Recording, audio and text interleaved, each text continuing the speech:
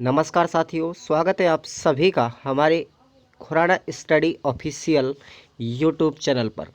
साथियों, आज की इस वीडियो में मैं रीट 2022 से संबंधित एसटीसी और बीएड कर रहे अभ्यर्थी जो नवीनतम स्टूडेंट हैं, साथ साथ BSTC first year, second year, BEd first year और सेकेंड ईयर की अभ्यर्थियों के लिए कुछ खास बात इस वीडियो में आपको बताने वाला हूं। तो साथियों, ये वीडियो थोड़ा सा लंबा होगा, ज़्यादा लंबा भी नहीं होगा, लेकिन आपको परीक्षा फॉर्म भरने से पूर्व और परीक्षा देने से पूर्व आपके बहुत सारे प्रश्नों के जवाब होंगे जो आप लोग लगातार मुझे कमेंट में करते आ रहे हैं। तो आज की इस वीडियो में मैं विस्तार से आपको बताने वाला हूं कि कौन कौन सी सावधानियां आपको बरतनी होंगी और कौन कौन से निर्देश भी आपको पालन करने होंगे। चलिए दोस्तों, तो शुरुआत करता हूं। सबसे पहला प्रश्न आपका आता है यहाँ पर कि भाई बीएसटीसी और बीएड करने वाले प्रथम वर्ष के अभ्यर्थी क्या रीट में शामिल होंगे या नहीं होंगे। तो इस प्रश्न का जवाब मैं आपको देता हूं। तो साथियों, ध्यान से सुनेंगे कि रीट 2022 के अंतर्गत रीट 2022 में जो फर्स्ट ईयर के स्टूडेंट हैं, एसटीसी और बीएड करने वाले अभ्यर्थी ध्यान से सुनेंगे, वो बिल्कुल भी एलिजिबल नहीं होंगे। उसका कारण यह है कि आप लोग अभी किस में हो, फर्स्ट ईयर में हो। मान के चलते कुछ विद्यार्थी ये सोचते हैं कि सर मैं रीट 2022 यानी पात्रता परीक्षा दे करके क्या मैं मेन पेपर में एलिजिबल हो पाऊंगा। तो साथियों, आप लोग इस चीज़ को जानते हो कि रीट 2022 कहती है कि यहाँ पर आपका सेकेंड ईयर में होना अनिवार्य है। सेकेंड ईयर में होना अनिवार्य है, तब जाकर के आप लोग एपीआर से अपना रीट 2022 का फॉर्म लगा पाएंगे। और कारण दूसरा यह है कि रीट 2022 के रिजल्ट आने से चाहे एक दिन पूर्व ही रिजल्ट आए, आपका सेकेंड ईयर का रिजल्ट यानी डिग्री का रिजल्ट आना बहुत ज़रूरी है। तो आप लोग इस वजह से वीएसटीसी और फर्स्ट ईयर के विद्यार्थी, वीएसटीसी बीएड फर्स्ट ईयर के अभ्यर्थी बिल्कुल भी फॉर्म ना भरें। वैसे तो चाहे आप लोग अपनी मर्जी से केवल परीक्षा अटेंड करने के लिए अपना एग्ज़ाम दे सकते हैं, बट विभाग के माध्यम से आप लोग एलिजिबल नहीं माने जाओगे। पहला प्रश्न आपका क्लियर हो गया होगा। उसके बाद में दूसरा प्रश्न आता है यहाँ पर कि भाई आपका जो रीट 2022 का पेपर है वो किन किन अभ्यर्थियों को देना होगा। तो मैं बात करना चाहूँगा कि रीट 2021 का जो पेपर जिन विद्यार्थियों ने दिया है उसकी वैलिडिटी केवल इस ही वर्ष के लिए है। वैलिडिटी कितनी है? केवल इस बार ही आप लोग रीट दे सकते हो, मेन पेपर केवल इस बार ही दे सकते हो। लेकिन आने वाले समय में 2022 के आगे 2023, 24 जो भी ईयर आएंगी, जब आपकी एग्ज़ाम होगी मेन पात्रता परीक्षा के बाद में जो मुख्य भर्ती परीक्षा होगी, उसमें आप लोग ये रीट 2021 का सर्टिफिकेट आप लोग नहीं लगा सकते। इसलिए आप लोगों से मेरा रिक्वेस्ट है कि जितने भी एसटीसी और बीएड के अभ्यर्थी हैं या फिर जिन्होंने 2021 को अटेंड किया है और पास भी कर लिया है, ठीक है ना, तो उन अभ्यर्थियों को रीट 2022 बिल्कुल ज़रूर देना होगा। समझ में आ गया आपके बात? 2022 ज़रूर देना साथियों, क्योंकि इस 2022 जो रीट 2022 होगा उसकी पात्रता आपकी लाइफ टाइम घोषित की गई है, न कि 2021 की। 21 की नहीं है, 22 की लाइफ टाइम घोषित की गई है। इसलिए जितने भी अभ्यर्थी हैं सभी एक बार रीट फिर दोबारा देना, क्योंकि आपका हो सकता है इस बार अगर मेन पेपर में सिलेक्शन नहीं हुआ तो आप लोग आने वाले भविष्य में भी आप लोग मेन पेपर को अटेंड कर सकेंगे। केवल आपको ये रीट 2022 एक बार ही देना है, उसके बाद केवल आपको मुख्य परीक्षा में सीधे ही बैठना होगा। क्लियर?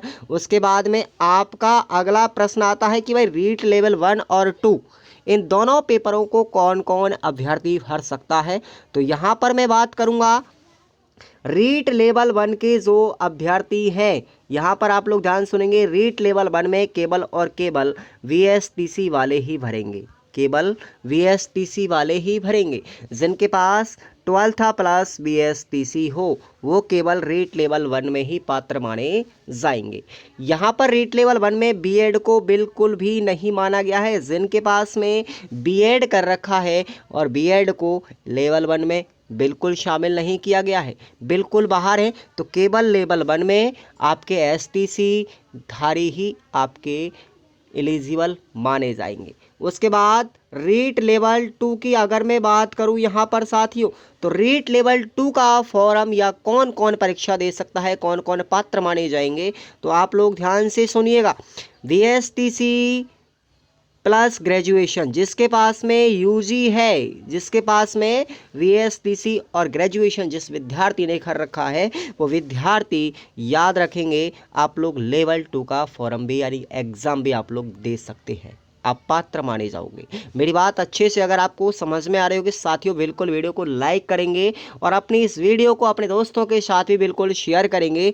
तो याद रखेंगे आप लोग STC प्लस ग्रेजुएशन, चाहे आप लोग VA कर रखा हो, चाहे BSc, चाहे BCom, जितने भी अभ्यर्थी हैं सभी लेवल 2 का फॉर्म भर सकते हैं, यानी कि वो दोनों ही पेपरों में एलिजिबल माने जाएंगे। लेवल 1 भी भर सकता है, लेवल 2 भी भर सकता है। बात आती है यहाँ पर VTech अभ्यर्थी, जिन विद्यार्थियों ने VTech किया हुआ है वो विद्यार्थी भी याद रखेंगे, जिन्होंने VTech किया हुआ है वो विद्यार्थी भी लेवल 2 का फॉर्म भर सकते हैं। जिनके पास में याद रखें, जिनके पास में ITI प्लस यदि किसी विद्यार्थी के पास में BSTC, ITI या फिर आपके पास में पॉलिटेक्निक हो तो वो विद्यार्थी आपके लेवल 2 में एलिजिबल नहीं माने जाएंगे, वो केवल L1 में ही आएंगे। याद हो गया अच्छी तरीके से। उसके बाद में अगला प्रश्न सबसे महत्वपूर्ण आपका था कि भाई भाषा का चयन करते समय पेपर में कौन कौन सी सावधानियां बरतनी है।